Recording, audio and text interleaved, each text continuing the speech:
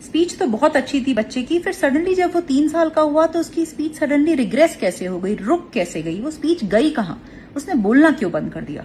Parents normally have this question about speech regression. Let me tell you ये होता क्यों है और ये 2 से 3 साल की एज में ही सबसे ज्यादा कॉमनली क्यों होता है एक बच्चे में, और इसको आप कैसे ठीक कर सकते हैं।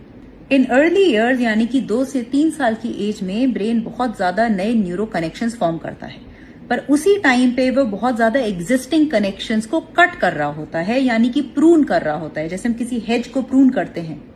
पर ऑटिस्टिक बच्चों में एक बहुत यूनिक चीज होती है कि ब्रेन जब ये सारे एग्जिस्टिंग कनेक्शंस को प्रून कर रहा होता है तो वो कभी हद से ज्यादा प्रूनिंग कर देता है सोशल कम्युनिकेशन वाले ब्रेन के पार्ट को। और इसका रिजल्ट क्या होता है, इसका रिजल्ट डायरेक्टली बच्चे की स्पीच पे होता है। और आपको लगता है कि अभी तो बहुत अच्छा बोल रहा था, सब कुछ तो बोल रहा था, रिस्पॉन्ड भी कर रहा था, गाना गा रहा था, सब कुछ रिपीट करता था, राइम्स बोलता था, ये सडनली इसकी स्पीच कहाँ चली गई।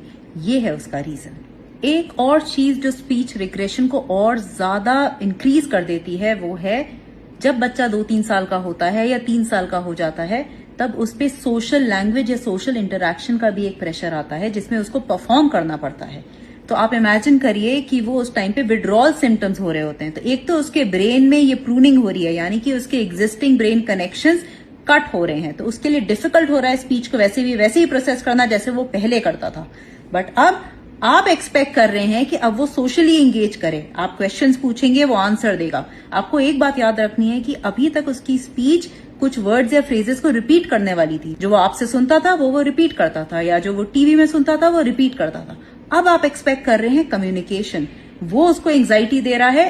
तो एक तरफ तो उसके ब्रेन कनेक्शंस की प्रूनिंग हो रही है, दूसरा इस एंग्जाइटी की वजह से वो और ज्यादा विड्रॉल सिम्टम्स आ रहे हैं उसमें। तो ये दोनों चीजें लीड करती हैं। तो ये जो सेकंड चीज मैं आपको बोल रही हूँ, which means that pressure of social interaction या सोशल कम्युनिकेशन, इस पे आपको बहुत ध्यान देना है कि इसकी कोई नीड नहीं है इतना जल्दी।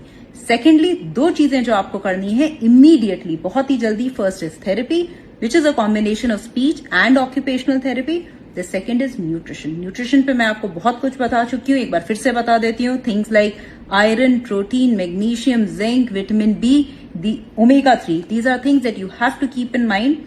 I will share if you need more details on what foods you want to give for this. आप नीचे yes comment करेंगे, हम आपको messages में भेज देंगे. But you have to start focusing on both these things and please keep in mind speech regression does not mean कि उसकी speech हमेशा के लिए चली गई.